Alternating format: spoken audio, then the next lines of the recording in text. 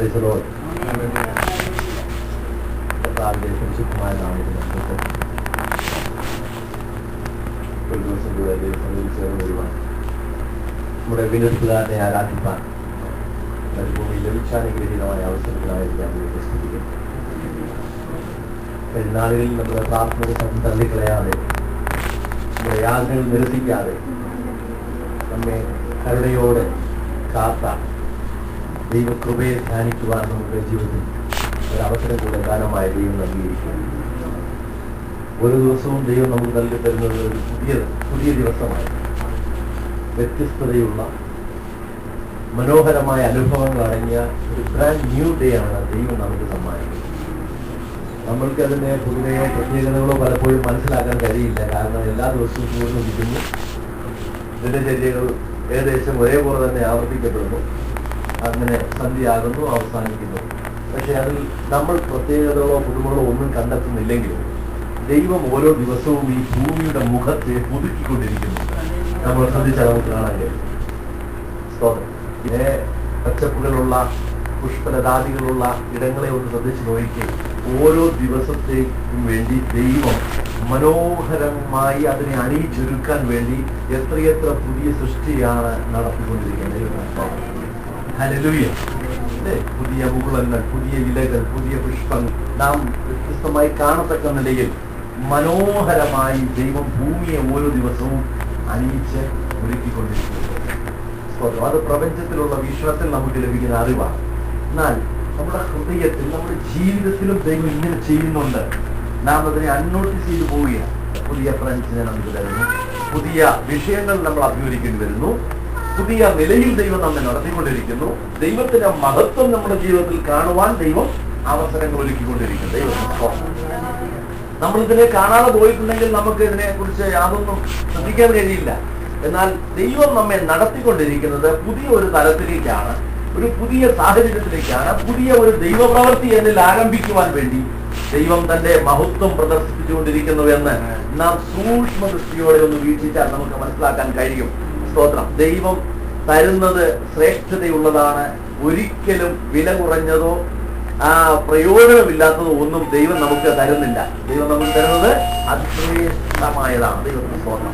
അപ്പോൾ അങ്ങനെ ഒരു ആത്മീയ നിലയിൽ നമ്മുടെ ഉൾക്കാഴ്ച പ്രാപിച്ചവരായി ദൈവം നമ്മെ നടത്തുന്ന വിധങ്ങളിലൂടെ ദൈവത്തിന്റെ മഹത്വം വെളിപ്പെടുന്നുണ്ട് എന്ന് മനസ്സിലാക്കി ദൈവത്തെ സ്തുതിക്കുവാനിടയായിത്തീരണം. നമ്മുടെ ജോലിയിലായാലും, നമ്മുടെ കുടുംബ ജീവിതത്തിലായാലും, നമ്മുടെ കുഞ്ഞുങ്ങളുള്ള ബന്ധത്തിലായാലും ഒക്കെയും ദൈവം ഇപ്രകാരമുള്ള ചില പുതിയ അനുഭവങ്ങൾ നമുക്ക് തരുന്നുണ്ട്. ഹല്ലേലൂയ. ദൈവത്തിന്റെ മഹത്വമാണ് അതിലൂടെ വെളിപ്പെടേണ്ടിയിരിക്കുന്നത്. ദൈവം വൻ കാര്യങ്ങളെ ചെയ്യുന്ന ദൈവമാണ്. ഒരു വാക്യം നമുക്ക് വായിക്കാം. യോവേൽ പ്രവചനം 2-ാം അധ്യായത്തിന്റെ 21 മുതലുള്ള ചില വാക്യങ്ങൾ. ദേശമേ ഭയപ്പെടേണ്ട, സന്തോഷിക്കാം. യഹോവ വൻ കാര്യങ്ങളെ ചെയ്തിരിക്കുന്നു. വയലിലെ മൃഗങ്ങളെ ഭയപ്പെടേണ്ട, മരുഭൂമിയിലെ പുൽപ്പുറങ്ങൾ പച്ചവയ്ക്കുന്നു. വൃക്ഷം ഫലം കായ്ക്കുന്നു, അത്തിവൃക്ഷവും മുന്തിരിവള്ളിയും അനുഭവപുഷ്ടി നൽകുന്നു. സിയോൻ മക്കളെ ഘോഷിച്ചുല്ലസിച്ച് നിങ്ങളുടെ ദൈവമായ യഹോവയിൽ സന്തോഷിപ്പീൻ. അവൻ തക്ക അളവായി നിങ്ങൾക്ക് മുൻമഴ തരുന്നു. അവൻ മുൻകാലത്തെ പോലെ നിങ്ങൾക്ക് മുൻമഴയും പിന്മഴയുമായ വർഷം പെയ്ച്ചു തരുന്നു. അങ്ങനെ കളപ്പുരകൾ ധാന്യം കൊണ്ടും നിറയും, ചക്കുകൾ വീഞ്ഞുകൊണ്ടും എണ്ണയും കൊണ്ട് കവിയും. ദൈവം തന്റെ ജനത്തെ സന്ദർശിച്ച് അവർക്ക് അനുഗ്രഹം കൊടുക്കുന്ന ഒരു ഭാഗമാണ് നമുക്ക് ഈ വാക്യത്തിൽ കാണുവാൻ കഴിയുന്നത്. ദൈവം പറയുന്നു, ദേശമേ ഭയപ്പെടേണ്ട, യഹോവ വൻ കാര്യങ്ങളെ ചെയ്ത്. 2-ാമത്തെ ഭാഗത്ത് നിന്ന് കാണുവാൻ കഴിയുന്നത് നിങ്ങൾ ഘോഷിച്ച് ഉല്ലസിക്കുക, അല്ലെങ്കിൽ സന്തോഷിക്കുക. ദൈവം നമുക്ക് വേണ്ടി വൻ കാര്യങ്ങളെ ചെയ്യുന്ന ദൈവമാണ്. എങ്ങനെ പറയാൻ കാരണം, നമ്മൾ ആദ്യ അധ്യായത്തിലേക്ക് കടന്നു വന്നാൽ കാണാൻ കഴിയുന്നുണ്ട്. വളരെ പ്രയാസകരമായ ഒരു സാഹചര്യത്തിലൂടെ, നഷ്ടങ്ങളിലൂടെ, ക്ഷാമത്തിലൂടെ, ഇല്ലായ്മകളിലൂടെ അവർ കടന്നുപോയ ഒരു പശ്ചാത്തലമാണ് 1-ാം അധ്യായത്തിന്റെ 4 മുതലുള്ള വാക്യങ്ങൾ നമുക്ക് കാണുവാൻ കഴിയുന്നത്. തുള്ളൻ ശേഷിപ്പിച്ചത് വെട്ടുക്കിളി തിന്നു, വെട്ടുക്കിളി ശേഷിപ്പിച്ചത് വീട്ടിൽ തിന്നു, വീട്ടിൽ ശേഷിപ്പിച്ചത് പച്ചപ്പഴു തിന്നു. നമ്മൾ താഴോട്ട് വായിക്കുമ്പോൾ, മദ്യപന്മാരെ ഉണർന്ന് കരവീൻ, വീഞ്ഞു കുടിക്കുന്ന ഏവരുമായുള്ളവരെ പുതുവീഞ്ഞ് നിങ്ങളുടെ വായ്ക്ക് അറ്റുപോയിരിക്കാൻ മുറയിടുവീൻ. ശക്തിയുള്ളതും സംഖ്യയില്ലാത്തതുമായ ഒരു ജാതി എന്റെ ദേശത്തിന് നേരെ വന്നിരിക്കുന്നു. അതിന്റെ പല്ല് സിംഹത്തിന്റെ പല്ല്, സിംഹിയുടെ അണപ്പല്ല് അതിനുണ്ട്. അതെന്ത് ചെയ്തിരിക്കുന്നു എന്നാണ് അടുത്ത വാക്യത്തിൽ എഴുതിയത്. എന്താണ്? അതെന്റെ മുന്തിരിവള്ളിയെ ശൂന്യമാക്കി എന്റെ അത്തിവൃക്ഷത്തെ ഒഴിച്ചു കളഞ്ഞു. അതിനെ മുഴുവനും തോലുളിച്ച് എറിഞ്ഞു കളഞ്ഞു. അതിന്റെ കൊമ്പുകൾ വെളുത്തുപോയിരിക്കുന്നു.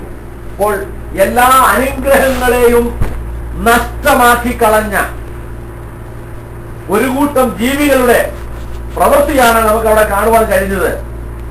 തുള്ളനും വിട്ടുക്കിളിയും പച്ചപ്പുഴവും വിട്ടിലും തിന്ന് നശിപ്പിച്ച് മുന്തിരിവള്ളിയുടെയും അത്തിയുടെയും ഫലങ്ങളെ ഇല്ലായ്മ ചെയ്ത് ദേശത്തെ ശൂന്യമാക്കി ക്ഷാമവും വറുതിയും വരുത്തി സന്തോഷിക്കാനുള്ള എല്ലാ അനുഭവങ്ങളെയും നഷ്ടമാക്കിയിരിക്കുന്ന ഒരു സാഹചര്യം നിലനിൽക്കുന്നു.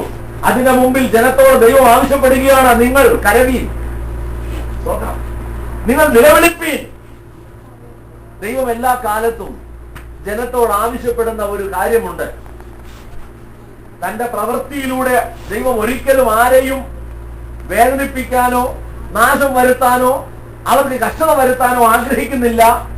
ദൈവം ആഗ്രഹിക്കുന്ന ഒരേ ഒരു കാര്യം, ഏത് പ്രശ്നം വന്നാലും അതിന്റെ പുറകിലുള്ള ദൈവീയ ഉദ്ദേശമാണ് ഞാൻ പറയുന്നത്.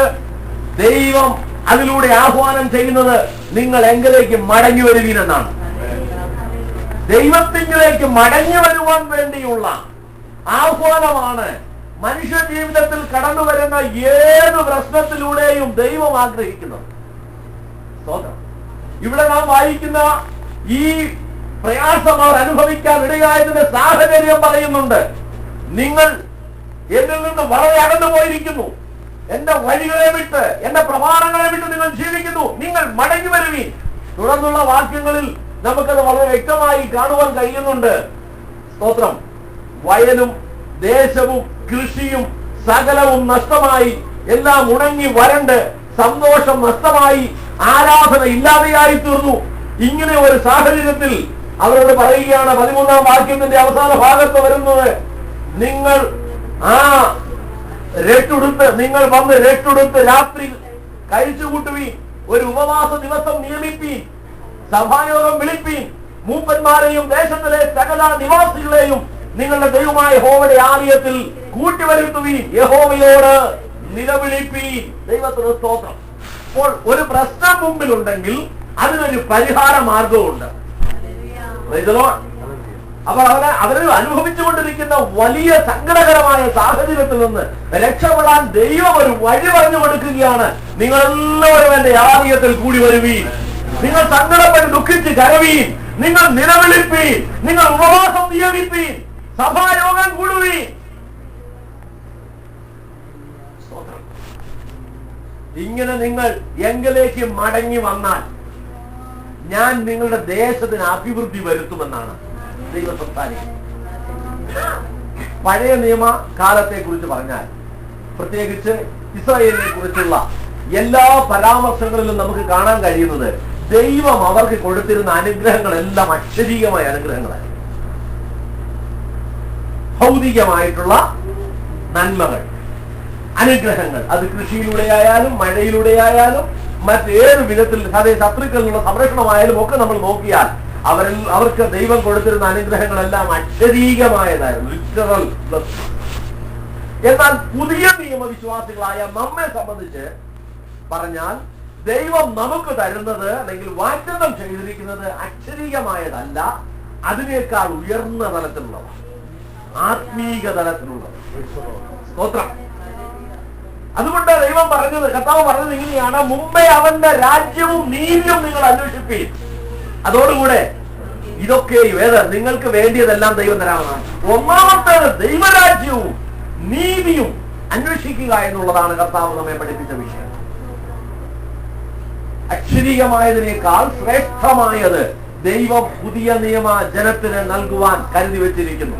അത് പ്രാപിക്കുവാനാണ് ഈ കാലത്ത് ദൈവം ആഹ്വാനം ചെയ്യുന്നത്. നമ്മുടെ കർത്താവ് ആർക്കും മോഹന വാഗ്ദാനങ്ങളൊന്നും നൽകിയല്ല തന്റെ പുറകെ വിളിച്ചത്. നിങ്ങൾ വള്ളവും വലയും വിട്ടിട്ട് വരുകയും അതിനേക്കാളും വലിയ വള്ളവും വലയും ഞാൻ തരാമെന്നല്ല കർത്താവ് പറഞ്ഞത്. ആണോ? സ്തോത്രം. നിങ്ങൾക്ക് കൂടുതൽ വരുമാനമുള്ള മാർഗം ഞാൻ കാണിച്ചു തരാമെന്നല്ല കർത്താവ് പറഞ്ഞത്. നിങ്ങൾ അത് വിട്ടിട്ട് വരുവീൻ, അതിനേക്കാൾ ശ്രേഷ്ഠമായ ഒന്ന് ഞാൻ നിങ്ങൾക്ക് തരാം. അത് അമേരിക്കമല്ല. മത്സ്യത്തെ പിടിച്ചിരുന്നവരോട് പറഞ്ഞു, നിങ്ങൾ ഇനി വേലാൽ മീൻ പിടിക്കുന്നവരല്ല, നിങ്ങൾ ഇനി മനുഷ്യരെ പിടിക്കുന്നവരായി മാറാൻ പോവുകയാണ്. സ്തോത്രം. അനേക നാളുകളായി വാഗ്ദാനം കേട്ടിട്ട് പുറകെ ഇറങ്ങി തിരിച്ച പത്രോസ് ഒരിക്കൽ കർത്താവിനോട് വാവിട്ട് ചോദിച്ചു, കർത്താവേ, ഞങ്ങൾ സകലവും വിട്ട് നിന്നെ അനുഗമിച്ചുവല്ലോ, ഞങ്ങൾക്ക് എന്ത് കിട്ടും? ഒരു നിശ്ചയവും ഇല്ലാതിരിക്കുക ഇപ്പം. കാരണം കർത്താവ് പല ഉപമകളും ഉപദേശങ്ങളും ഒക്കെ കൊടുക്കുന്നുണ്ടെങ്കിലും ഇപ്പോഴും ഒരു കൺഫ്യൂഷൻ നിൽക്കുകയാണ്. എന്താ കിട്ടാൻ പോകുന്നതെന്നൊന്നും വ്യക്തമല്ല. നമ്മളെ പോലെ അല്ലേ? കുറെ നാളായി വാഗ്ദാനവും കേട്ട് വാഗ്ദത്വം പ്രാപിച്ച് ഇറങ്ങി തിരിച്ചിരിക്കുകയാണ്. ഇതുവരെയും ഒന്നും കിട്ടിയതായിട്ട് തോന്നുന്നില്ല. ഇനി എന്തോ കിട്ടുമെന്നോട്ട് അറിയാനും വയ്യ. സ്തോത്രം. സംശയം ഉണ്ടെങ്കിൽ കർത്താവിനോട് ചോദിച്ചോണം, കർത്താവ് വ്യക്തമാക്കി തരും. എന്ത് കിട്ടുമെന്ന് പത്രോസ് ചോദിച്ചത് ശരിക്കും പറഞ്ഞാൽ അക്ഷരികമായി എന്തെങ്കിലും ബ്ലെസ്സിംഗ് കർത്താവിന്റെ പക്കൽ ഉണ്ട് എന്ന് വിചാരിച്ച. സ്തോത്രം. കർത്താവ് പറഞ്ഞു, എന്റെ രാജ്യത്തിൽ നിങ്ങൾ ആരായിരിക്കും? രാജാക്കന്മാരായിരിക്കും. 12 ഗോത്രങ്ങളെ ന്യായം വിധിക്കാൻ എന്നൊക്കെ വേണം. സ്തോത്രം. അധികാരം ഞാൻ നിങ്ങൾക്ക് തരും. വല്ലോ മനസ്സിലായോ? അവർക്ക് നനഞ്ഞുകൂടാ. സ്തോത്രം. കാരണം കർത്താവ് പച്ചയായി 3 പ്രാവശ്യം അവരോട് പറഞ്ഞാൽ, എന്നെ അവർ പൂജിക്കും, ഞാൻ മരിച്ചടക്കപ്പെടും, ഉയർത്തെഴുന്നേൽക്കും എന്ന് അവരോട് 3 പ്രാവശ്യം പല സന്ദർഭങ്ങളിലും പറഞ്ഞതാ. പക്ഷെ കർത്താവ് മരിച്ചു കഴിഞ്ഞപ്പോ അവർ വിചാരിച്ചെന്നറിയോ? ഇനി ഉയർക്കയില്ല. അതുകൊണ്ട് അവര് തിബരിയാസ് കടലിൽ മീൻ പിടിക്കാൻ പോകും. പല പ്രാവശ്യം കേട്ടതാണെങ്കിലും ഗ്രഹിക്കാൻ കഴിഞ്ഞില്ല. നമ്മുടെ അവസ്ഥ ഒട്ടും വ്യത്യാസമല്ല. കുറെ നാളുകൾ കൊണ്ട് നമ്മൾ കേൾക്കുകയാണ്, പല നിലകളിൽ കേൾക്കുക. പക്ഷെ ഒന്നും നമുക്ക് ഇതുവരെ ശരിക്കും ഗ്രഹിക്കാൻ പറ്റില്ല. ഇത് ഗ്രഹിക്കണമെങ്കിൽ പരിശുദ്ധാത്മാവിന്റെ സഹായം, അല്ലെങ്കിൽ കേൾക്കാം. അത് അപ്പോഴത്തേക്ക് മാത്രമേ ഉള്ളൂ. അത് നമ്മുടെ ഉള്ളിലേക്ക് പ്രവേശിക്കുകയോ നമ്മെ രൂപാന്തരത്തിലേക്ക് നയിക്കുകയോ ചെയ്യുന്നില്ല. സ്തോത്രം. ദൈവത്തിന്റെ ഉദ്ദേശം ഇസ്രായേലിനെ ഉയർത്തിയെടുത്ത് അനുഗ്രഹിച്ച് ജാതികളുടെ മുമ്പിൽ ഒരു അടയാളമായി നിർത്തുകയും ലോകത്തെ കാണിക്കുവാനുമായിരുന്നു. എന്നെ സേവിക്കുന്ന ജനത്തിന് ലഭിക്കുന്ന അനുഗ്രഹം നിങ്ങൾ കണ്ടോ? അത് കണ്ടിട്ടെങ്കിലും നിങ്ങൾ ദൈവത്തെ സേവിക്കാൻ തയ്യാറാകൂ എന്നുള്ള ആഹ്വാനമാണ് ദൈവം കൊടുക്കാനിരുന്നത്. പക്ഷേ ഇസ്രായേലിനെ ദൈവം അനുഗ്രഹിച്ചപ്പോഴെല്ലാം അവൻ ചെയ്തെന്താണെന്നറിയാവോ? ഏറ്റവും ദൈവത്തെ വെറുപ്പിക്കുന്ന നിലയിലുള്ള ജീവിത ശൈലിയിലേക്ക് അവർ മാറ്റപ്പെട്ടു. അവർ അന്യ ദൈവങ്ങളുടെ പുറകെ പോയി. ദൈവമല്ലാത്തവയെ സേവിപ്പാൻ, ദൈവത്തെ കോപിപ്പിപ്പാൻ എങ്ങനെല്ലാം കഴിയുമോ അങ്ങനെല്ലാം അവർ ദൈവത്തെ കോപിപ്പിച്ച ചരിത്രമാണുള്ളത്. അപ്പോൾ നന്മകൾ ലഭിക്കുന്നതിലൂടെ ഒരുത്തൻ ഭക്തനായി തുടരും എന്നുള്ളതിൽ ഒരു ഉറപ്പുമില്ല. ഉറപ്പില്ലെന്ന് മാത്രമല്ല, അവൻ അങ്ങനെ അതിൽ നിലനിൽക്കുകയുമില്ല. ഇസ്രായേൽ വീണതിന്റെ എല്ലാം പശ്ചാത്തലം അതാണ്. ദൈവത്തെ അനുഗ്രഹിക്കാഞ്ഞിട്ടോ അവർക്ക് ശത്രുവിന്റെ മേൽ ജയം കൊടുക്കാഞ്ഞിട്ടോ നന്മ വർഷിപ്പിക്കാഞ്ഞിട്ടോ ഒന്നുമല്ല. മറിച്ച് അവർക്ക് ലഭിച്ച അനുഗ്രഹം അവർ സ്വന്തം കൈയാൽ നേടിയെന്ന് അഭിമാനിച്ച് ദൈവത്തിൽ നിന്ന് അഹങ്കരിച്ച് അകന്നുപോയി. അതവരുടെ ജീവിതത്തിൽ പരാജയമായി തീരുകയാണ് ഉണ്ടായത്. ഇവിടെ യഹോവയിൽ പ്രവാചകൻ നമ്മൾ വായിക്കുമ്പോൾ ഈ അധ്യായത്തെ, ഈ പുസ്തകത്തെ കുറിച്ച് നമ്മൾ മനസ്സിലാക്കേണ്ടത്, പഴയ നിയമത്തിലെ പെന്തക്കോസ്ത് പ്രവാചകനാണ് യോവേൽ. അന്ത്യകാലത്ത് സംഭവിക്കാൻ പോകുന്ന അനേക വിഷയങ്ങളെ കുറിച്ച്, ദൈവം തന്റെ ജനത്തെ കടാക്ഷിക്കുന്നതിനെ കുറിച്ച്, അവരുടെ മേൽ പകരപ്പെടാൻ പോകുന്ന പരിശുദ്ധാത്മാവിന്റെ വ്യാപാരത്തെ കുറിച്ച് വളരെ വ്യക്തമായി രേഖപ്പെടുത്തിയിരിക്കുന്നത് യോവേലാണ്. അന്ത്യകാലത്ത് സംഭവിക്കാൻ പോകുന്ന പിന്മഴയെ കുറിച്ച് വളരെ വിശദമായി നമുക്ക് കാണുവാൻ കഴിയുന്നുണ്ട്. അതുമൂലമുള്ള അനുഗ്രഹം വയലുകളിൽ, വൃക്ഷങ്ങളിൽ, സസ്യലതാദികളിൽ സംഭവിക്കുന്നതിനെ കുറിച്ച് നമുക്ക് കാണുവാൻ കഴിയുന്നുണ്ട്. അതിൽ ഈ വാക്യങ്ങളിലൂടെ നമ്മൾ കടന്നു പോകുമ്പോൾ എല്ലാം ഒന്നും നമുക്ക് ചിന്തിക്കാനുള്ള സമയമല്ലെന്നുള്ള വളരെ ചുരുക്കം വാക്കുകളിലൂടെ ഞാൻ ചില കാര്യങ്ങൾ പറഞ്ഞിരിക്കുവാൻ ആഗ്രഹിക്കുന്നു. ദൈവം പറയുകയാണ്, നീ ദേശമേ ഭയപ്പെടേണ്ട. അപ്പോൾ ഒരു കാലത്ത് വറുതിയിലൂടെ, നഷ്ടത്തിലൂടെ, ക്ഷാമത്തിലൂടെ മുന്നോട്ട് വന്ന ഈ ജനം എല്ലാം നഷ്ടമായി. തുള്ളനും വിട്ടുക്കിളിയും പച്ചപ്പുഴുവിനും തിന്നുകയാണ്. ഒരു ചെടി മുളച്ചു വന്നാൽ അത് വളർന്നു വലുതാകാൻ സമ്മതിക്കാതെ അതിന്റെ ഇലകളെ, അതിന്റെ ആ തണ്ടിനെ, അതിന്റെ പുഷ്പത്തെ, അതിന്റെ വേരിനെ എന്ന് വേണ്ട എവിടെല്ലാം പച്ചയായതുണ്ടോ, എന്തെല്ലാം ജീവനുള്ള അല്ലെങ്കിൽ അതിന് ആദരിക്കാൻ ലഭ്യമായതുണ്ടോ, ഇവയെല്ലാം തന്നെ ഈ 4 കൂട്ടം ജീവികൾ ഒന്നൊന്നായി തിന്നു നശിപ്പിച്ചുകൊണ്ടിരിക്കുകയാണ്. ഒരു കൂട്ടം കൊണ്ട് മാറുമ്പോഴേക്കും അടുത്തത് വന്നു കഴിയും. ദൈവമക്കളെ, ദൈവം തരുന്ന നന്മ അനുഭവിക്കേണ്ടത് നീ അനുഭവിക്കുന്നതിന് മുന്നമേ, അത് വളർന്നു വരുന്നതിന് മുന്നമേ ഈ വെട്ടുക്കിളി വന്ന് അതിനെ മൂടിയില്ലായ്മ ചെയ്യുകയാണ്. ഫലമോ കഷ്ടപ്പെട്ടതും ബുദ്ധിമുട്ടിയതും അതിനുവേണ്ടി അധ്വാനിച്ചതും മീതി യാതൊരു ഫലവുമില്ലാതെ നഷ്ടം വരുത്തി, കഷ്ടം വരുത്തി നിന്നെ ഹല്ലേലൂയ നിർജീവാവസ്ഥയിൽ നിർത്തുവാൻ ദുഷ്ടൻ ശ്രമിക്കുന്ന അനുഭവമാണ് ഇതിലൂടെ നമുക്ക് കാണുവാൻ കഴിയുന്നത്. ചിലത് പച്ചപ്പുഴുവിന്റെ രൂപത്തിൽ, അത് വളരെ സ്ലോ ആണല്ലേ. ഒരു പുഴു ഇരിക്കുന്നുണ്ടെങ്കിൽ അത് ശ്രദ്ധയിൽപ്പെടാൻ പോലും കഴിയുകയില്ല. ഒരു ഇലയുടെ പുറകിലായിരിക്കും അത് ഇരിക്കുന്നത്. പക്ഷെ പുറമേ നോക്കിയാൽ കാണാൻ സാധ്യമല്ല, എല്ലാം നന്നായിരിക്കുന്നു. പക്ഷെ പുറകിലിരുന്ന് അതിന്റെ പണി ചെയ്തുകൊണ്ടിരിക്കുകയാണ്. നമുക്കറിയാം, ആവണക്കിനെ ദൈവം ഉണ്ടാക്കി യോനയുടെ തലയ്ക്ക് തണലായിരിക്കാൻ വേണ്ടി കൊടുത്തു. പക്ഷെ ഒരു പുഴുവിനെ ദൈവം കൽപ്പിച്ചാക്കി. പിറ്റേ ദിവസം നോക്കുമ്പോൾ ആവണക്ക് ഉണങ്ങി നിൽക്കുന്നു. എന്താ സംഭവിച്ചെന്ന് ഒരു പിടിയുമില്ല. അതിന്റെ വേര്, അതിന്റെ തായ് വേര് മുറിച്ചു കളഞ്ഞു. ഒരു പുഴുവിന് ഒരു വൃക്ഷത്തെ ഉണ്ടാക്കാൻ കഴിയുന്നു. അപ്പൊ ജീവിതത്തിൽ പുറമേ നോക്കുമ്പോൾ ഒന്നും വലിയ പ്രശ്നമില്ല എന്ന് തോന്നുമെങ്കിലും അത് യഥാർത്ഥമായ ഫലത്തിൽ നിന്ന്, അതിന്റെ ഉദ്ദേശത്തിൽ നിന്ന് അതിനെ നശിപ്പിക്കത്തക്കവണ്ണം പച്ചപ്പുഴു അതിന്റെ കൃത്യം ചെയ്യുകയാണ്. ഓരോന്നിനെ കുറിച്ച് നമുക്ക് അങ്ങനെ തന്നെ പറയാൻ കഴിയുന്നുണ്ട്. ഇങ്ങനെ ദൈവം തന്നിരിക്കുന്ന നന്മകളെ പിശാച് ഇല്ലായ്മ ചെയ്യുമ്പോൾ ദൈവം പറയുന്നു, ഇതൊക്കെ വന്നതിന്റെ കാര്യം നിങ്ങൾക്കറിയാമോ? ജീവിതത്തിൽ സംഭവിക്കുന്നതിന്റെ ഒക്കെയും പുറകിൽ ഒരു ദൈവിക ഉദ്ദേശമുണ്ട് എന്ന് മനസ്സിലാക്കണം. നമ്മൾ ഓരോ പ്രശ്നവും നമ്മെ ആഹ്വാനം ചെയ്യുന്നത് ദൈവത്തിലേക്ക് കടന്നു ചെല്ലുവാനാണ്, നമ്മെ സ്വയശോധന ചെയ്യുവാനാണ്, നമ്മുടെ ജീവിതത്തിന്റെ പരാജയങ്ങൾ മനസ്സിലാക്കുവാനാണ്. അങ്ങനെ നാം കർത്താവിലേക്ക് മടങ്ങി വന്നാൽ നാം യഥാസ്ഥാനപ്പെടും. അങ്ങനെയെങ്കിൽ നാം ഇവിടെ വായിച്ച അനുഗ്രഹങ്ങൾ നമുക്ക് ലഭിക്കാനിടയായിത്തീരും. ദേശമേ, നീ ഭയപ്പെടേണ്ട. കഴിഞ്ഞ നാളുകളിൽ ദേശം ഭയപ്പെട്ടിരിക്കുകയായിരുന്നു. എന്താണ് സംഭവിക്കാൻ പോകുന്നതെന്ന് അറിയുന്നില്ല. അതിന് ക്ഷാമവും വറുതിയും നിലവിളിയും മാത്രമായിരുന്ന ആ സാഹചര്യത്തിന് നടുവിൽ ദൈവം ഒരു വാഗ്ദാനം കൊടുക്കുകയാണ്.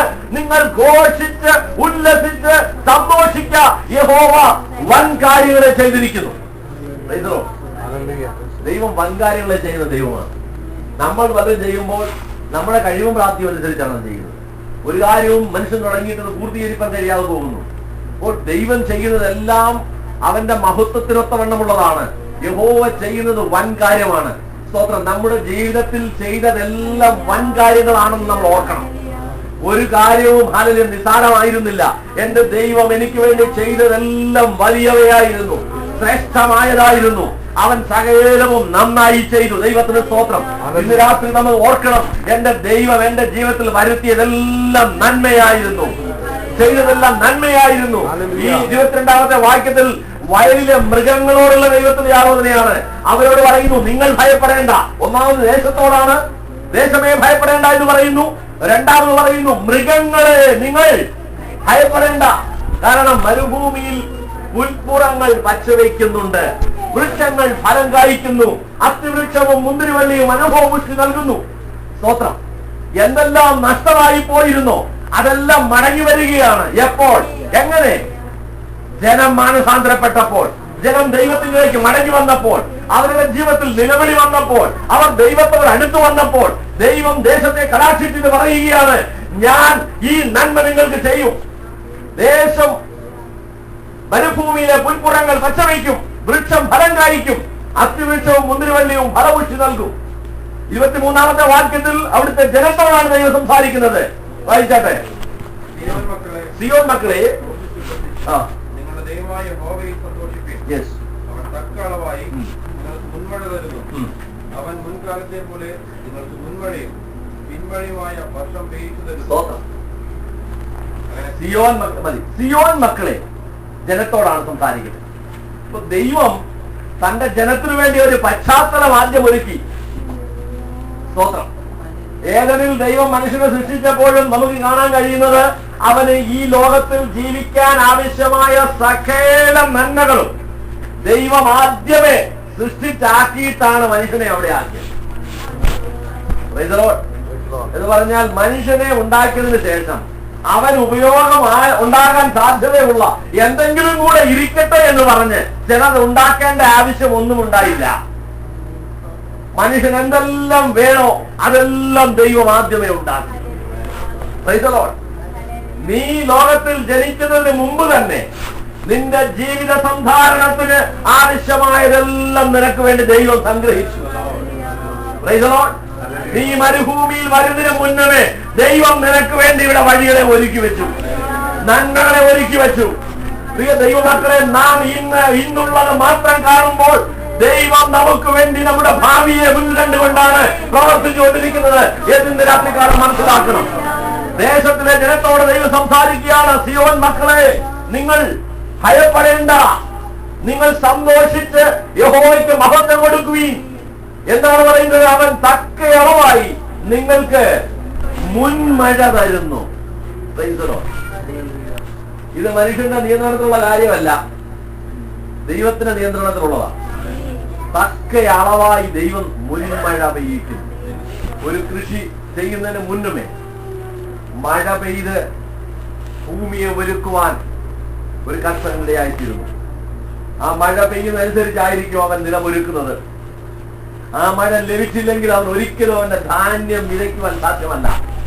മഴയെ മാത്രം ആശ്രയിച്ചുകൊണ്ട് ജീവിച്ചിരുന്ന കാലഘട്ടമാണത്. ഇന്നും അതിൽ നിന്ന് വ്യത്യസ്തമല്ല. എവിടെങ്കിലും മഴയില്ലെങ്കിൽ അവിടെ ദാരിദ്ര്യം ഇന്നുമുണ്ട്.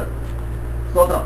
മഴ പെയ്യിച്ച് ദൈവം ജനത്തെ അനുഗ്രഹിക്കുന്നതിനെ കുറിച്ച് ദൈവം ഇവിടെ പറഞ്ഞിരിക്കുകയാണ്. ഞാൻ നിങ്ങളെ കടാക്ഷിച്ച് നിങ്ങളുടെ ദേശത്തിന്റെയും മഴ പെയ്യിക്കും തക്കയളവായി. നാം വായിച്ചത് ഇങ്ങനെയാണ്, അവൻ തക്കയളവായി നിങ്ങൾക്ക് മുൻമഴ തരുന്നു. കഴിഞ്ഞ നാളുകളിൽ ഇന്ത്യ അനുഭവിച്ച ആ ദുരിതം എന്ന് പറഞ്ഞാൽ മഴ ഇല്ലാത്തതല്ലായിരുന്നു, മഴ കൂടിപ്പോയതായിരുന്നു. ദൈവം നമുക്ക് തരുന്നത് അളവിലാണ്, അനുഗ്രഹം. നമ്മുടെ വ്യക്തിപരമായ ജീവിതത്തിൽ ദൈവം നമുക്ക് മഴ പെയ്യിക്കുന്നുണ്ട്.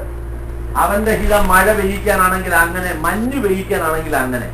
നോഹയുടെ കാലം വരെ ഭൂമിയിൽ മഴ പെയ്തിരുന്നില്ല. പിന്നെ എങ്ങനെയാണ് നനഞ്ഞിരുന്നത്? ഭൂമിയിൽ നിന്ന് മഞ്ഞ് പൊങ്ങി ആ മഞ്ഞ് വീണാണ് എല്ലാ സസ്യങ്ങളും വളർന്നുകൊണ്ടിരുന്നത്. ഒരു കുഴപ്പവും ഉണ്ടായിരുന്നില്ല. ഏതെങ്കിലും തോട്ടത്തിൽ ഇഷ്ടംപോലെ വൃക്ഷങ്ങളുണ്ടായിരുന്നു, മരങ്ങളുണ്ടായിരുന്നു. അന്ന് വരെ ജീവജാലങ്ങളുണ്ടായിരുന്നു, മൃഗങ്ങളുണ്ടായിരുന്നു, എല്ലാം ഉണ്ടായിരുന്നു. മഞ്ഞ് മതി ഇല്ലേ? ദൈവം പെയ്ക്കുന്ന മഞ്ഞ് ധാരാളമാണ്. ഞാൻ പറഞ്ഞത് ആത്മീയാർത്ഥം മനസ്സിലാക്കിയോ? ഒരു പെരുമഴയ്ക്ക് വേണ്ടി, ദൈവം തരാത്ത ഒരു പെരുമഴയ്ക്ക് വേണ്ടി നീ പ്രാർത്ഥിക്കേണ്ട ആവശ്യമില്ല. ദൈവം തരുന്ന മഞ്ഞാണെങ്കിൽ അത് ധാരാളമാണ്. അത് നിന്റെ ജീവിതത്തിൽ അനുഗ്രഹം. പലരുടെയും ജീവിതത്തിലെ പരാതികൾ ഇതാണ്, എനിക്ക് മഴയൊന്നും കിട്ടുന്നില്ല, ഇച്ചിരി മഞ്ഞ് മാത്രമേ ഉള്ളൂ, നന്മകൾ അധികം ഒന്നും പ്രാപിക്കാൻ പറ്റിയിട്ടില്ല, എനിക്ക് ദൈവം തന്നിട്ടില്ല എന്ന് പരാതിപ്പെടുന്ന ഒരുപാട് പേരുണ്ട്. സ്വതന്ത്രം, എനിക്ക് കുറച്ച് ശമ്പളമേ ഉള്ളൂ, എനിക്ക് കുറച്ച് വരുമാനമേ ഉള്ളൂ, എനിക്ക് കുറച്ച് ചെറിയ നിലയിൽ ജീവിക്കാൻ പറ്റുന്നുള്ളൂ. അനേകരുടെയും പരിമിതികൾ ഇങ്ങനെയാണ്. വാക്കുകൾ ദൈവത്തിന് പരാതിയായി ചെല്ലുന്നത്. ഞാൻ പറയട്ടെ, ദൈവം നിന്റെ ജീവിതത്തിൽ മഞ്ഞാ പെയ്യിക്കുന്നതെങ്കിൽ നീ അതിൽ സന്തോഷിച്ചോണം. ആർക്കും സ്തോത്രം. ഒരു പെരുമഴയേക്കാൾ അനുഗ്രഹം നിനക്ക് ഈ മഞ്ഞുതുള്ളികളാണ്. സ്തോത്രം. നിന്റെ വളർച്ചയ്ക്കും നിന്റെ നിലനിൽപ്പിനും അത് ധാരാളമാണെന്ന് ദൈവം കണ്ടുകൊണ്ടാണ് പെയ്യിക്കുന്നത്. മഴ പെയ്യാൻ തുടങ്ങി നോഹയുടെ കാലത്ത് എല്ലാരും തലയിൽ കൈവച്ചു അല്ലേ? എന്ത് ചെയ്യാനാ? ദൈവം പെയ്യിച്ച ആഴിയുടെ ഉഴവും കുറവും ആകാശത്തിന്റെ കിളിവാതിലും ദൈവം തുറന്നു. മഴ 102 വർഷത്തിന് മുൻപാണ് ഈ മേഘസ്ഫോടനം എന്ന വിഷയത്തെ കുറിച്ച് ആദ്യമായിട്ട് കേൾക്കുന്നത്.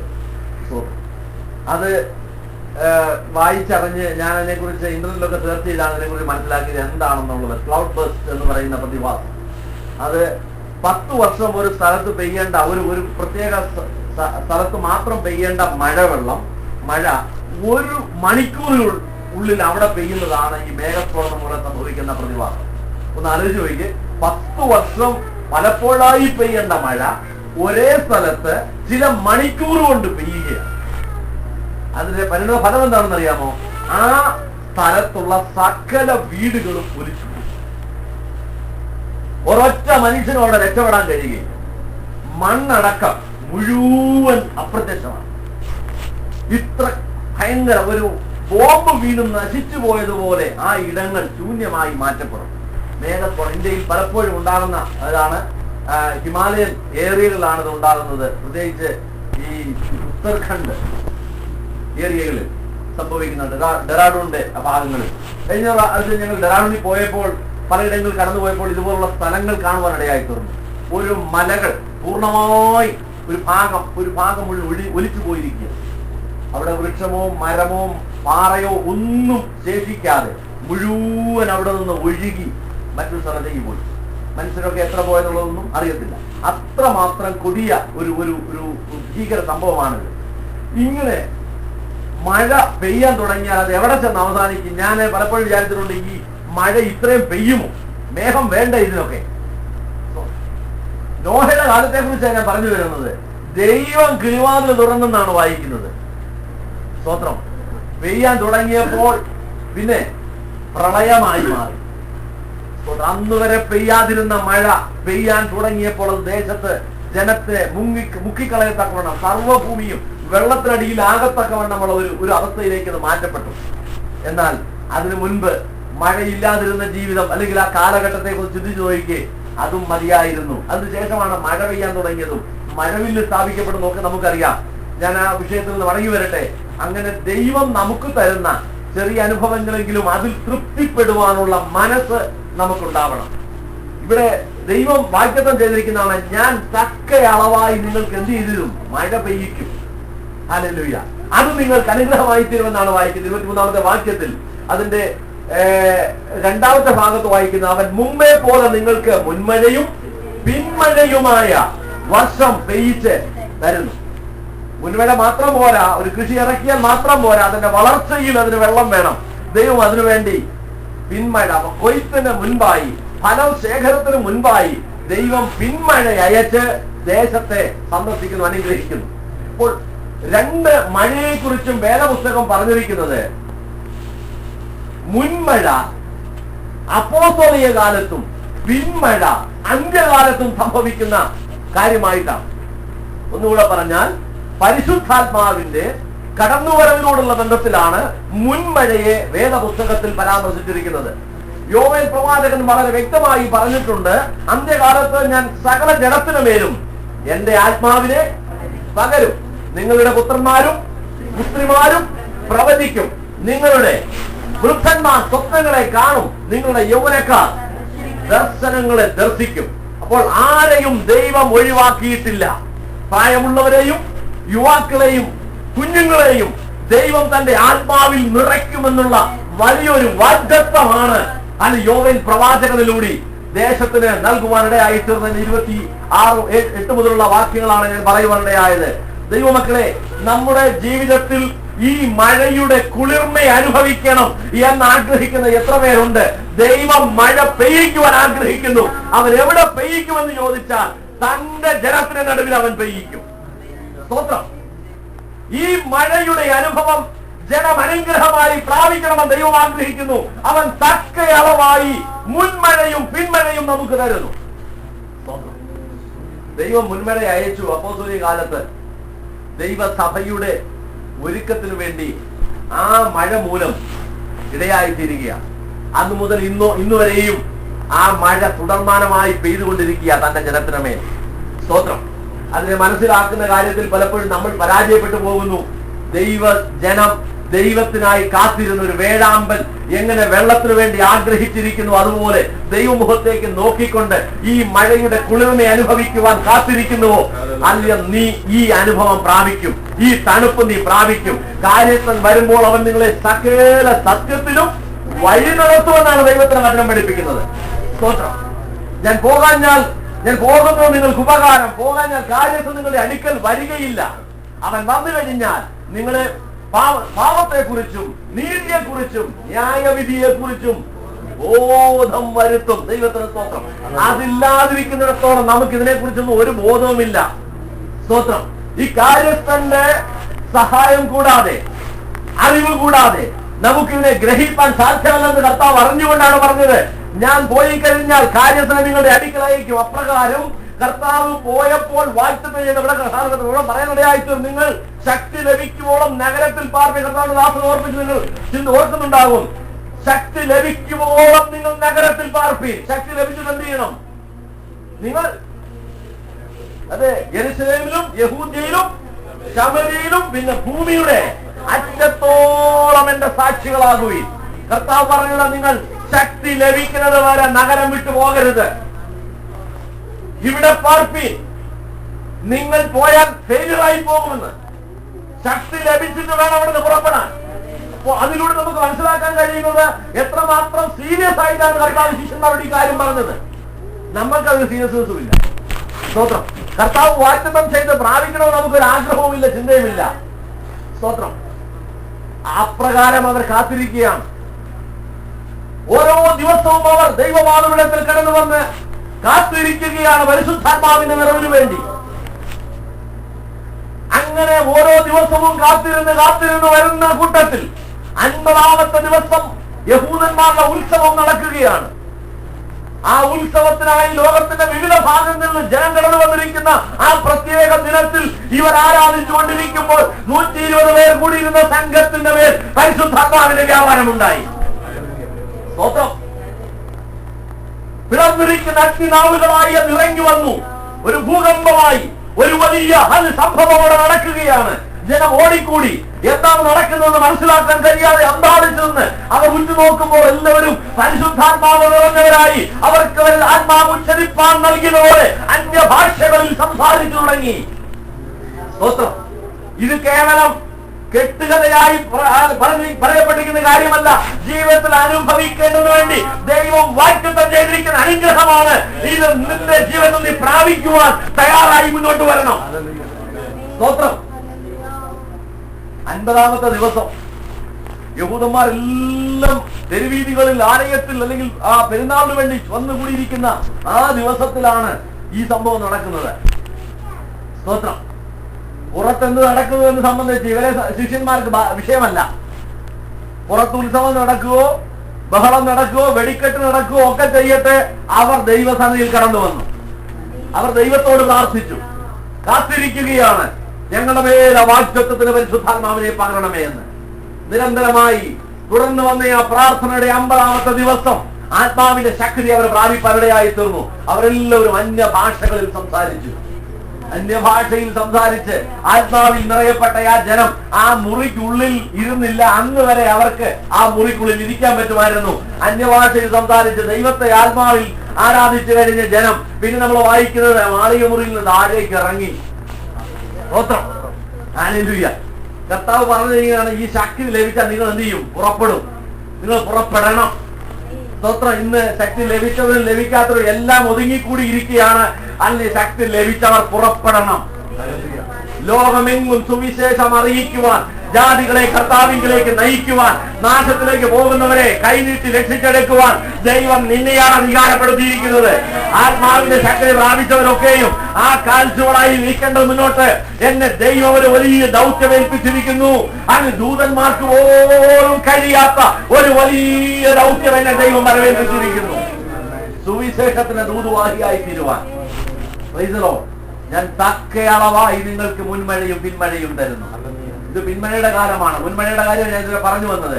ഇത് പിന്മഴയുടെ കാലമാണ്. പിന്മഴയുടെ കാലം എന്ന് പറഞ്ഞാൽ ഫലശേഖരത്തിന് തൊട്ട് മുമ്പ് നടക്കുന്ന കാര്യമാണ്. കർത്താവ് തന്റെ സഭയെ ചേർക്കുവാനുള്ള കാലമായി. അതിനു മുൻപ് ഈ ലോകം ഇതുവരെ കണ്ടിട്ടില്ലാത്ത നിലയിലുള്ള ആത്മപകർച്ചയാണ് ഇപ്പോൾ നടന്നുകൊണ്ടിരിക്കുന്നത്. ഒരുപക്ഷെ നാം അതിനെ കുറിച്ച് അറിയുന്നുണ്ടോ, ബോധവാന്മാരാണോ എനിക്കറിഞ്ഞുകൂടാ. ലോകത്തിലെങ്ങും വലിയ ഉണർവ് നടന്നുകൊണ്ടിരിക്കുന്ന ഒരു കാലമാണ്. ജനം കൂട്ടം കൂട്ടമായി ദൈവഭാഗത്തേക്ക് കടന്നു വന്നുകൊണ്ടിരിക്കുന്നു. ജാതികളായിരിക്കുന്നവർ കർത്താവിലേക്ക് കടന്നു വരുന്നു. സ്തോത്രം. കഴിഞ്ഞ ആഴ്ചയിൽ ഞങ്ങൾ മഹാരാഷ്ട്രയിലെ പ്രവർത്തിക്കുന്ന ദൈവദാസം പറയാനിടയായി തീർന്നു. ഒരു ഡിസ്ട്രിക്റ്റിൽ കടന്നുപോയി പ്രവർത്തിച്ച് 962 പേര് വിശ്വാസത്തിലേക്ക് കടന്നു വന്നു. ഹിന്ദുക്കളും മുസ്ലിങ്ങളുമായ ജനം 962. 50 ഹൗസ് ചർച്ചുകൾ അവിടെ ആരംഭിക്കാനുള്ള ക്രമീകരണം ചെയ്തിരിക്കുകയാണ്. സ്തോത്രം. കുറെ പേർ സ്നാനപ്പെട്ടു, കുറെ പേർ സ്നാനപ്പെടാൻ തയ്യാറായിരിക്കുന്നു. ദൈവമക്കളെ, നമ്മുടെ ഇന്ത്യയിലെ കാര്യമാണ് പറയുന്നത്. ഒരു ഭാഗത്ത് BJPയും RSSും ബജരംഗദളും എല്ലാം നിയമപരമായിട്ട് ദൈവജനത്തിന്റെ വിശാലതയ്ക്കെതിരായി പ്രവർത്തിച്ചുകൊണ്ടിരിക്കുമ്പോൾ ദൈവത്തിന്റെ പരിശുദ്ധാത്മാവ് കെട്ടഴിച്ചു വിടുകയാണ് ജീവിതങ്ങളെ അല്ലെങ്കിൽ രൂപാന്തരത്തിലേക്ക് നയിക്കുന്നതിന് വേണ്ടി. സ്തോത്രം. ദൈവമക്കളെ, ഇതാരെ വരവേൽപ്പിച്ചിരിക്കുന്നു? അഭിഷേകം പ്രാപിക്കപ്പെട്ട ആത്മാവിന്റെ നിറവുള്ള ദൈവമക്കൾ, വിശ്വാസത്തിന്റെ കാൽച്ചുവടുകൾ മുന്നോട്ട് വെച്ച് ചെല്ലുമ്പോൾ സംഭവിക്കുന്ന കാര്യമാണ്. ഹല്ലേലൂയ, സ്തോത്രം. ഇതിൽ കൂടുതൽ ഒരു പ്രതിഫലം നിനക്ക് കിട്ടാനില്ല. ചില ആത്മാക്കളെ ദൈവത്തിന് വേണ്ടി നേടുവാൻ കഴിയുന്നതിനപ്പുറം. സ്തോത്രം. ഹല്ലേലൂയ. ഈ ആത്മാവിന്റെ ശക്തിക്ക് വേണ്ടി കാത്തിരിക്കണമെന്ന് ദൈവത്തിന്റെ വചനം നമ്മെ ഓർപ്പിക്കുകയാണ്. ദൈവം പറയുന്നു, ഞാൻ മുമ്പേ പോലെ നിങ്ങൾക്ക് മുൻമഴയും പിൻമഴയുമായ വർഷം പെയ്യിച്ച് തരും. അടുത്ത വാക്യം കൂടെ വായിക്കട്ടെ. കളപ്പുരകൾ ധാന്യം കൊണ്ട് നിറയും. സ്തോത്രം. അതിന്റെ പുറകിലെ അധ്യായങ്ങൾ വായിച്ചാൽ നമുക്ക് കാണാൻ കഴിയുന്നത് ഒന്നുമില്ല, വരൾച്ചയും ദാരിദ്ര്യവും മാത്രമാണ്.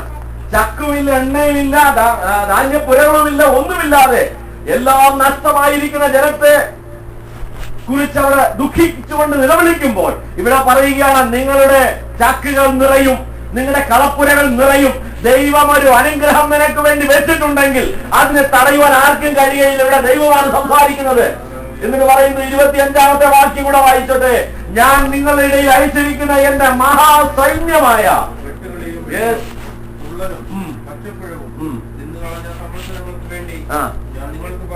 സ്തോത്രം. നിങ്ങൾ ശ്രദ്ധിക്കണം ആ പരാമർശം, എന്റെ മഹാസൈന്യമായ. നമ്മൾ ഇതുവരെ വിചാരിച്ചുകൊണ്ടിരുന്നത് വെട്ടത്തിലും വീട്ടിലും പച്ചപ്പുഴവും ഒക്കെ വന്നത് എവിടുന്നാന്നാ? പിശാച് അയച്ചെന്നല്ലേ? അല്ലേ? ദോഷം വരുന്നതെല്ലാം പിശാചിൽ നിന്നാണല്ലോ നമ്മൾ വിചാരിച്ചുകൊണ്ടിരിക്കുന്നത്. ദൈവം എന്താ പറയുന്നത് ഇവിടെ? എന്റെ മഹാസൈന്യം. ദൈവത്തിന്റെ സൈന്യമാ പോലും ഇത്. ദൈവം അയച്ചിട്ട് പുറപ്പെട്ട് വന്നതാണെന്ന്. എന്തിനു വേണ്ടിയാ? നിന്നെ ഒന്ന് മാനസാന്തരപ്പെടുത്തിയെടുക്കാൻ, നിന്നെ ഒന്ന് രൂപാന്തരപ്പെടുത്താൻ, നീ നിന്റെ പാപജീവിതത്തെ ഒന്ന് റിയലൈസ് ചെയ്യാൻ. സ്തോത്രം. ദൈവം അയച്ച തന്റെ സൈന്യമാണിവ. അവയാണ് നിന്റെ ഫലം നഷ്ടമാക്കിയത്. എന്തെങ്കിലും നഷ്ടം വരുമ്പോൾ എനിക്കറിയാം ഒരുപാട് പേരെ, പിശാച് പോരാടി, നന്മയുള്ളത് നഷ്ടമായി, പിശാച് പോരാടി വണ്ടി ആക്സിഡന്റ് ആയി, എല്ലാം പിശാചിന്റെ മുകളിൽ ക്രെഡിറ്റ് കൊടുത്തിരിക്കുക. പിശാച് പോരാടിയൊന്നുമല്ല, ദൈവം നിന്നെ ഒന്ന് തൊട്ടതാണ്. സ്തോത്രം. പിള്ളേര് അനുസരണം കേട്ട് അങ്ങോട്ട് പോകുമ്പോ ചെവിക്ക് പിടിച്ചുകൊണ്ടിരുത്തുവോ? ഏത് മാതാപിതാക്കളും ചെയ്യുന്ന കാര്യമല്ലേ? എന്തിനു വേണ്ടിയാ? നേരെയാകാൻ അല്ലേ? മോനെ നിന്റെ ചെവിക്ക് പിടിക്കണോ? അടങ്ങിയിരിക്കണം.